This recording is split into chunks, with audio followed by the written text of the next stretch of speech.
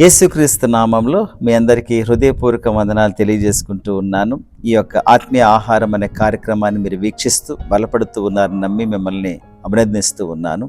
అంతేకాకుండా ప్రతిరోజు కూడా మీరు ఉదయాన్నే లేచి ప్రభు యొక్క సన్నిధిలో బైబిల్ చదువుకొని ప్రార్థన చేసుకొని ముందుకు సాగిపోతున్నారని కూడా నేను భావిస్తూ ఉన్నాను. చాలాసార్లు మన యొక్క జీవితంలో మనము ఈ రీతిగా అనుకుంటూ ఉంటాం, ప్రభువు నిజంగా కొన్నిసార్లు నన్ను పట్టించుకోవట్లేదేమో, నన్ను సరిగా చూసుకోవట్లేదేమో అనే ఒక విచారం కలుగుతూ ఉంటుంది. నా వైపు ఆయన ముఖం తిప్పట్లేదేమో అని అనిపిస్తూ ఉంటుంది. ఒక వ్యక్తి అంట అలాగ నడుచుకుంటూ వెళుతూ ప్రతిరోజు కూడా మరి తనతో పాటు ఇంకో 2 అడుగులు చూసుకుంటూ వెళ్ళేవాడంట. ఆ 2 అడుగులు కూడా యేసుప్రభు అని చెప్పి ఎంతో సంతోషపడేటువంటి వాడంట. అలాగా దినాలు గడిచే కొలది కష్టాలు వచ్చినప్పుడు, ఇబ్బంది వచ్చినప్పుడు అంట అతను చూసినప్పుడు మరి ఈ 2 అడుగులే ఉన్నాయంట. ఈ 2 అడుగులే ఉన్నప్పుడు ఇతను క్వశ్చన్ చేశాడంట ప్రభుని, ప్రభువా, నేను సంతోషంగా ఉన్నప్పుడు, నాకు అన్నీ బాగా జరుగుతూ ఉన్నప్పుడు మరి నీవు నాతో పాటు వస్తున్నట్టుగా నేను గమనించగలుగుతూ ఉన్నాను. నా కష్టాల్లో మాత్రము, నా ఇబ్బందుల్లో మాత్రము నీవైతే అస్సలు నీ అడుగులు కనిపించట్లేదు, నా అడుగులే కనిపిస్తూ ఉన్నాయి.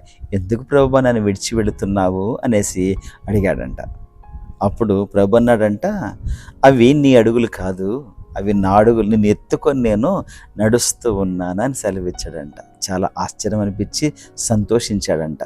చూడండి ఈ మాట యెషయా గ్రంథం 46వ అధ్యాయము 4వ వచనం ప్రకారము, ముదిమి వచ్చు వరకు నిన్ను ఎత్తుకొని వాడును నేనే, తల వెంట్రుకలు నరియు వరకు నిన్ను ఎత్తుకొని వాడును నేనే, నేను చేసి ఉన్నాను, చంక పెట్టుకొని వాడును నేనే, నిన్ను ఎత్తుకొనుచు రక్షించువాడును నేనే. ప్రియ సోదరి సోదరుడా, ఈ ఉదయకాలము నీకు ఇటువంటి ఫీలింగ్ వచ్చిందా? ఆయన నిన్ను విడిచిపెట్టాడని, నీ అడుగులు కనబడట్లేదు, ఆయన అడుగులు కనబడట్లేదనేసి అనుకుని నీ అడుగులు అనుకుంటున్నావా? కానే కాదు. ప్రభు అన్నాడు, ముదిమి వచ్చు వరకు నెత్తుకొని నడిపించేవాడను నేనే అని అంటూ ఉన్నాడు. కష్టాలలో, ఇబ్బందుల్లో, నిజంగా మన ఒడిదొడుకుల్లో ప్రభు మనకు తోడుగా ఉంటాడు. తన కౌగిల్లో మనల్ని దాచుకుంటాడు, మనం చక్కగా నడిపిస్తాడు. ఆయన వంటి వాడు ఇంకెవరుంటాడు ఈ లోకంలో? నిన్ను నిజంగా ప్రేమించేటువంటి వారు ఎవరన్నా ఉన్నారంటే ఈ లోకంలో ఆయన తప్ప ఇంకెవరండి? ఏ ప్రేమ కూడా శాశ్వతం కాదు. ప్రతి ప్రేమ ఎండమావులు లాంటివే. అయితే క్రీస్తు ప్రేమ మాత్రము స్వచ్ఛమైన ప్రేమ, నేను విడువనటువంటి ప్రేమ, ముదిమి వచ్చే వరకు కూడా నిన్ను ఎత్తుకు నడిపించేటువంటి ప్రేమ. అది నీకోసము చనిపోవడం కానీ సిద్ధపడి ఆయన ఈ లోకానికి వచ్చాడు. సిద్ధపడి కాదు, చనిపోయాడు కూడా మన కోసం. నీకోసం ఎంత శ్రమను అనుభవించాడో చూసావా? అలాంటి వ్యక్తివి ఎలా అనుకుంటావు నీ అడుగులే కనిపిస్తూ ఉన్నాయనేసి? కాదు, అవి ఆయన అడుగులు నిన్ను ఎత్తుకుంటూ ఉన్నాడు, నిన్ను ముద్దు పెట్టుకుంటూ ఉంటాడు. నువ్వు చక్కగా జీవించాలని, నువ్వు చక్కగా ఎదగాలని, ఈ లోకంలో నిజంగా ఆయన యొక్క మహిమను చాటిస్తూ చక్కగా సాతానుని నువ్వు ఎదిరిస్తూ ఆయన వలె జీవించాలని ప్రభు ఎంతగానో కోరుకుంటూ ఉన్నాడు. కాబట్టి ఆయన యొక్క శక్తిని నీలో నింపుతూ ఉన్నాడు, ఆయన యొక్క వాక్కుని నీలో నింపుతూ ఉన్నాడు. మనుషుడు రొట్టె వలన మాత్రమే కాదు కానీ దేవుడి నోటి నుంచి వచ్చి ప్రతి మాట వలన జీవించునని ఏ విధంగా మత్తయి సువార్త 4వ అధ్యాయం 4వ వచనంలో ఉన్నదో అలాగే నీ వాక్యముతో నిన్ను నింపుతూ ఉన్నాడు, తన ఆత్మతో నింపుతూ ఉన్నాడు. కాబట్టి ఎప్పుడు భయపడకు, ఎప్పుడు ఇలా నిరాశ చెందకు. ఆయన నన్ను విడిచిపెట్టాడని ఎప్పుడు అనుకోకు. నా వైపు ఆయన ముఖము చూపించకుండా తిప్పేశాడని అనుకోకు. నువ్వు తిప్పుతావేమో ముఖం వెనక్కి, కానీ ఆయన ఎప్పుడు నీ వెంటే వస్తాడు.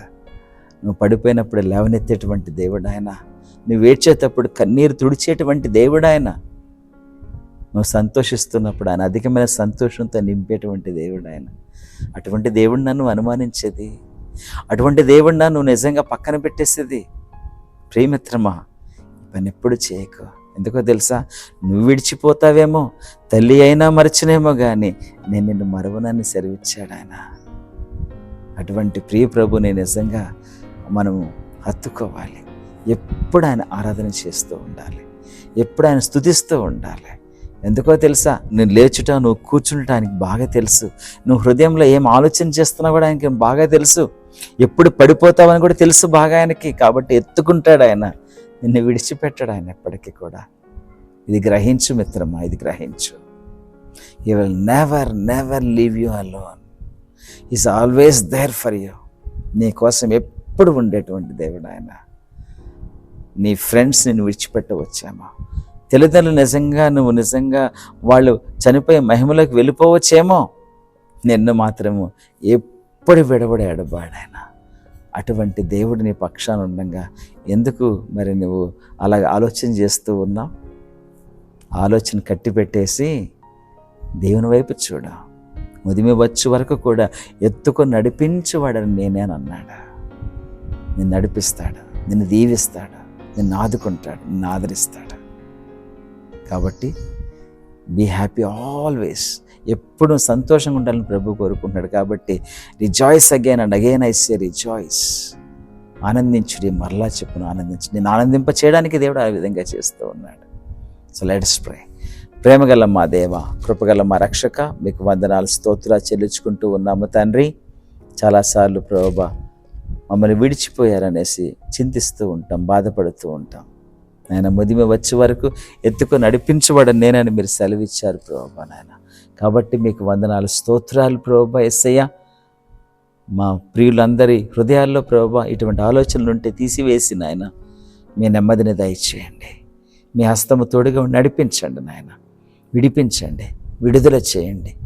ఇది నా ఆశీర్వాదాలతో నింపవలసిందిగా వేడుకుంటూ యేసుక్రీస్తు నామంలో అడిగి వేడుచు ఉన్నాము తండ్రి, ఆమేన్. ప్రియ సోదరి సోదరుడా, ప్రతిరోజు కూడా ఈ కార్యక్రమాన్ని చూసి అనేక మందికి మీరు వీటిని షేర్ చేస్తున్నారని నేను భావిస్తూ ఉన్నాను. కాబట్టి మరొకసారి ఈ దినం కూడా ఈ యొక్క వర్తమానాన్ని అనేక మందికి షేర్ చేయవలసిందిగా మనవి చేసుకుంటూ, God bless you once again.